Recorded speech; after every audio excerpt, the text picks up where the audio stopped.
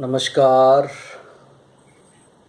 सर्वे भवन्तु सुखिनः, सर्वे सन्तु निरामयाः, सर्वे भद्राणि पश्यन्तु, मा कश्चित् दुःखभाग् भवेत्। लोकाः समस्ताः सुखिनः भवन्तु।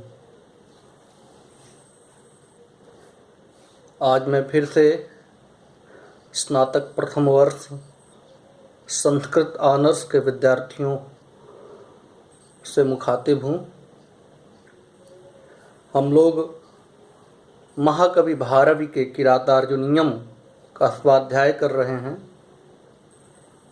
और प्रथम सर्ग के 20 श्लोक हो चुके थे। आइए आज हम लोग प्रथम सर्ग के 21वें श्लोक को पढ़ते हैं। आप सब लोग ग्रंथ खोल लीजिए। महाकवि भारवी का बहुत ही प्रसिद्ध महाकाव्य बृहत्त्रयी में परिगणित महाकाव्य किरातार्जुनीयम का प्रथम सर्ग का 21वां श्लोक आप लोग देखिए। न तेन सज्जम क्वचिदुद्यतं धनुः कृतं न वा कोपविजिह्वमाननम् गुणानुरागेण शिरोभिरुह्यते नराधिपैर्माल्यमिवास्य शासनम्। फिर से एक बार देखिए। न तेन सज्जं क्वचिदुद्यतं धनुः कृतं न वा कोऽपि विजिह्वमाननम् गुणानुरागेण शिरोभिरुह्यते नराधिपैर्माल्यमिवास्य शासनम्।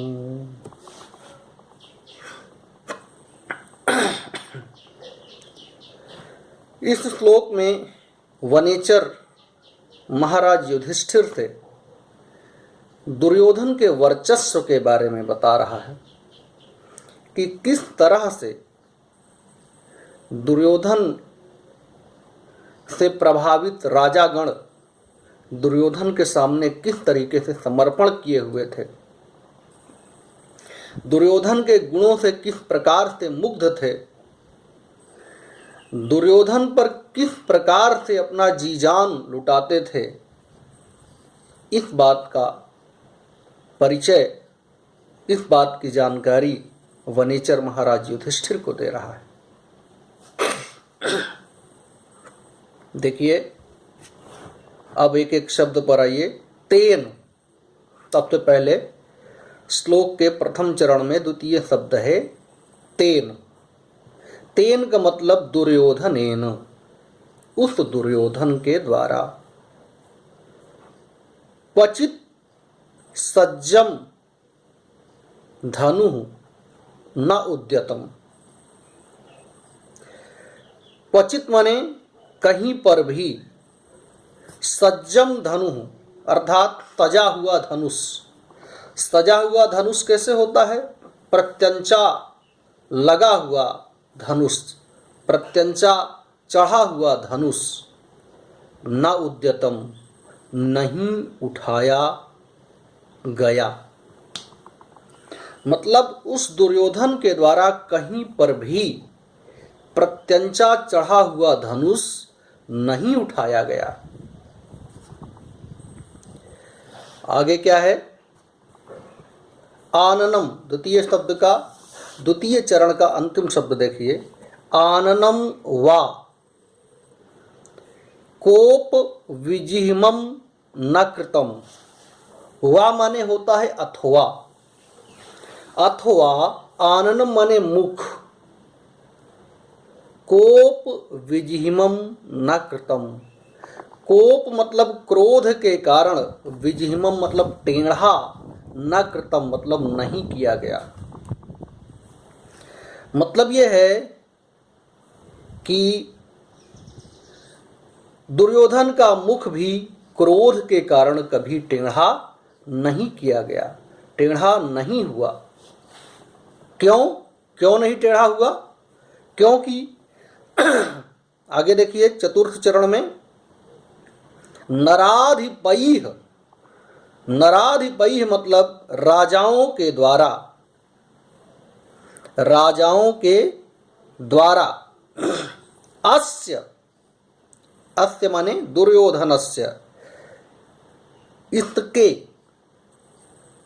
ठीक है, गुणानुरागेण, गुण के अनुराग के द्वारा, इसके गुणों पर अनुराग के द्वारा, किसके गुणों पर? दुर्योधन के गुणों पर अनुराग के द्वारा। अस्य शासनम, इसका शासन, माल्यम इव, माला की तरह, शिरोभिः उह्यते, शिरोभिः उह्यते अर्थात सिर के द्वारा धारण किया जा रहा है, अर्थात शिरोधार्य किया जा रहा है। ठीक है, उस दुर्योधन के द्वारा कहीं भी प्रत्यंचा चढ़ा हुआ धनुष नहीं उठाया जा रहा है, और न ही क्रोध के कारण मुख को ही टेढ़ा कर रहा है वो। न तो प्रत्यंचा चढ़ा हुआ धनुष उठाने की नौबत आ रही है, और न ही क्रोध के कारण उसका मुख टेढ़ा हो रहा है, अर्थात क्रोध करने की भी नौबत नहीं आ रही है। क्यों? क्योंकि जो उसके आसपास के राजागण थे वो सब के सब दुर्योधन के गुणों पर मुग्ध होकर उसकी आज्ञाओं को शिरोधार्य करते थे।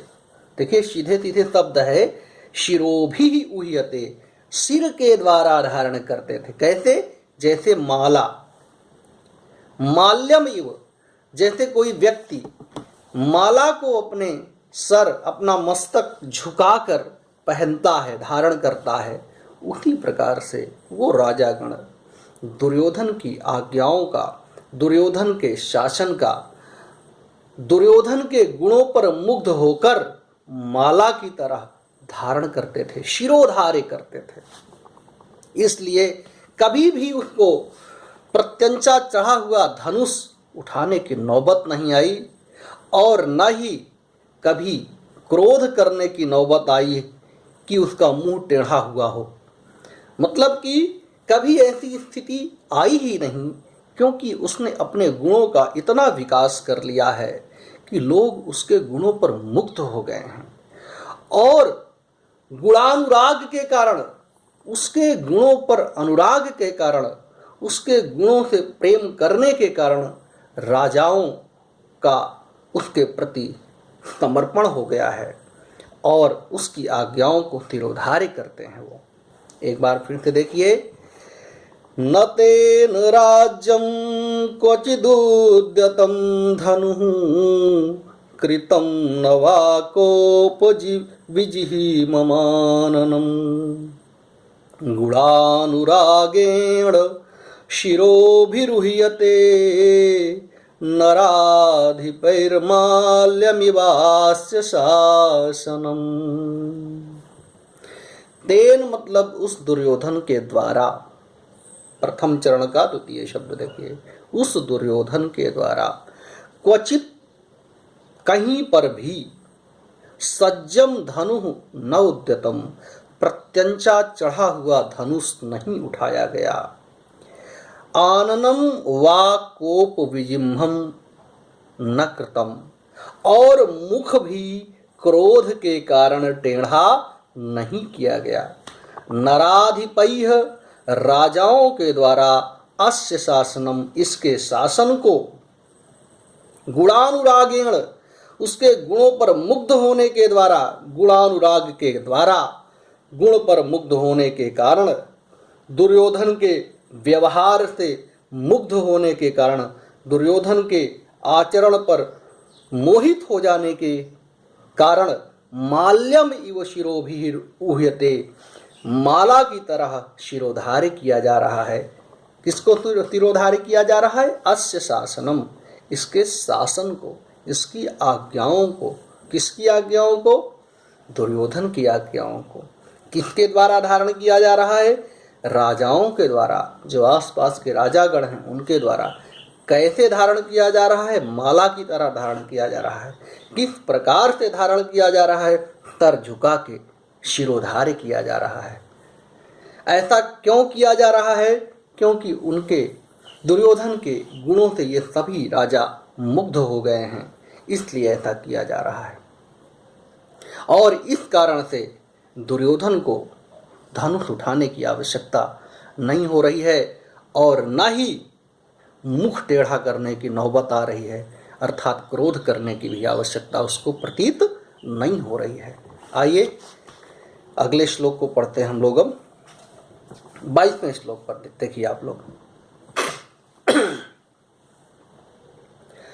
सयौवराज्ये नवयौवनोद्धतं निधाय दुःशासनमिद्धशासनः मखेष्वखिन्नोऽनुमतः पुरोधसा धिनोति हव्येन हिरण्यरेतसम्। फिर तो एक बार। सयौवराज्ये नवयौवनोद्धतं निधाय दुःशासनमिद्धशासनः मखेष्वखिन्नोऽनुमतः पुरोधसा धिनोति हव्येन हिरण्यरेतसम्। इस श्लोक में वनेचर महाराज युधिष्ठिर से दुर्योधन के अध्यात्म और धर्म के प्रति, कर्मकांड के प्रति प्रेम का भी वर्णन कर रहा है कि किस प्रकार से वो पुण्य अर्जन भी कर रहा है, धार्मिक कार्यों में भी रुचि ले रहा है। आइए देखिए एक एक शब्द का अर्थ देखिए। इद्ध शासन, इद्ध शासन कहाँ है? देखिए द्वितीय चरण का अंतिम शब्द है इद्ध शासनः। इसको सबसे पहले लाइए। इद्ध शासनः मतलब अनुलंघनीय आदेशों वाला, अर्थात जिसके आदेशों का उल्लंघन नहीं किया जा सकता है, वो अनुलंघनीय आदेश वाला वह दुर्योधन। अनुलंघनीय आदेशों वाला वह दुर्योधन। इद्ध शासनः सह, इद्ध शासनः अनुलंघनीय आदेशों वाला सह वह दुर्योधन। नवयौवनोद्धतम, प्रथम चरण अंतिम शब्द नवयौवनोद्धतम, नव यौवन के कारण उद्दंड हुए। दुःशासनम, दुःशासन को यौवराज्ये निधाय, युवराज पद पर स्थापित करके। यौवराज्ये निधाय अर्थात युवराज पद देकर, युवराज पद पर स्थापित करके स्वयं पुरोधसा, पुरोहितों की अनुमतः, अनुमति से अखिन्न, आलस्य रहित होकर के, दुख रहित होकर के, अखिन्न होकर के मतलब खिन्न भाव को मिटा करके, मखेशु अर्थात यज्ञों में, हव्येन हवन के द्वारा, हिरण्य रेतसम धिनोति अग्नि देवता को प्रसन्न कर रहा है। मतलब यह है कि दुर्योधन जो कि अनुलंघनीय आदेशों वाला राजा है, वो अपने छोटे भाई दुःशासन जो नवयौवन के कारण अत्यंत उद्दंड हो गया था, उसको युवराज का पद देकर स्वयं पुरोहितों की अनुमति से आलस्य रहित होकर के हव्य द्वारा, हविर द्रव्य द्वारा अग्नि देवता को निरंतर प्रसन्न कर रहा है, यज्ञ आदि कर्म कांड करके। मतलब यह है कि दुर्योधन पर बहुत जिम्मेदारियां थीं, लेकिन फिर भी वो दुशासन को युवराज पद देकर अपनी जिम्मेदारियों को कुछ कम करके थोड़ा सा समय कर्मकांड के लिए भी निकालता था। यज्ञ आदि हवन आदि कर्मकांड के लिए भी वो समय निकालता था और बहुत ही सिस्टमेटिक ढंग से पुरोहितों के अनुमति से हवि द्रव्य के द्वारा यज्ञ इत्यादि के आयोजनों में अग्नि देवता को प्रसन्न करता था। और जब अग्नि देवता प्रसन्न हो जाते हैं, अग्नि समस्त देवताओं के मुख कहे गए हैं। अग्निदेव को समस्त देवताओं का मुख बताया गया है और ऐसा हमारे सनातन धर्म में ये माना जाता है कि जो हविर हम अग्निदेव में अर्पित करते हैं यज्ञों में, वो जो अग्नि में जाता है वो समस्त देवताओं को मिल जाता है। जिन जिन देवताओं का नाम लेकर हम हवि उस यज्ञ कुंड में डालते हैं अग्नि में, उन देवताओं को उनका धान्य, उनका हविर मिल जाता है और वो उस हविर द्रव्य से वो देवता गण पुष्ट होते हैं, मजबूत होते हैं। उनका पराक्रम और उनकी महिमा में और वृद्धि होती है। तो इस प्रकार से दुर्योधन के राज्य पर समस्त देवताओं की कृपा बरसती है, क्योंकि वो कर्मकांड और यज्ञ इत्यादि तमाम ऐसे आयोजनों का अपने राज्य में बहुतायत से आयोजन करता रहता है, जिससे कि राज्य में समृद्धि बनी रहे और वर्षा होती रहे तथा किसान और अन्य वर्ग भूख से किसी भी तरीके से प्रभावित न हो और धन धान्य भरा रहे, भूखमरी न फैलने पाए, राज्य में घर में धन धान्य भरा रहे। इसके लिए दुर्योधन निरंतर यज्ञ इत्यादि भी कर रहा है और यज्ञ इत्यादि करने से दुर्योधन के राज्य में किसी भी तरीके की कोई बीमारी भी नहीं आ रही है। ये मतलब है। एक बार फिर से आप लोग देखिए इस श्लोक को। सयौवराज्ये नवयौवनोद्धतं निधाय दुःशासनमिद्धशासनः मखेष्वखिन्नेनो नुमतः पुरोधसा धिनोति हव्येन हिरण्यरेतसम्।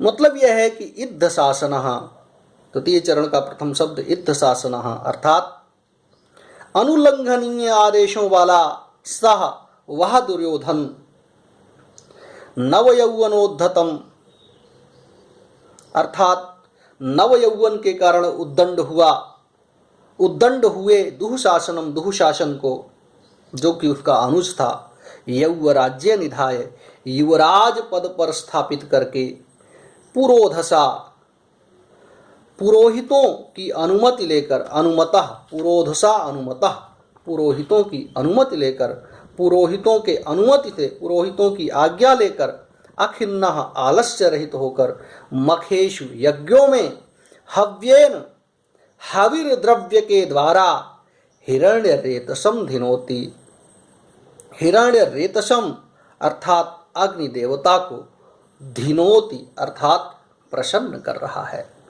वो दुर्योधन इस प्रकार से यज्ञीय कर्मकांडों में रुचि लेकर आध्यात्म का भी प्रचार प्रसार कर रहा है अपने राज्य में और एक धार्मिक राजा के रूप में अपनी छवि राज्य के अंदर वो फैला रहा है। इसके साथ ही साथ राज्य के अगल बगल के जो राज्य हैं उसमें भी वो एक गुणवान राजा और धार्मिक राजा के रूप में जाना और पहचाना जाने लगा है। तभी समस्त राजागण उसके गुणों पर मुग्ध होकर के उसकी आज्ञाओं को शिरोधार्य करते हैं। तो ठीक है, आज श्लोक संख्या 21 और 22 हम लोगों ने पढ़ लिया है। आगे का अध्ययन हम फिर से करते हैं, कल करेंगे। आप लोग अच्छे से इसको तैयार करिए, जहाँ भी समस्या हो वो आप बात कर सकते हैं। ठीक है, धन्यवाद।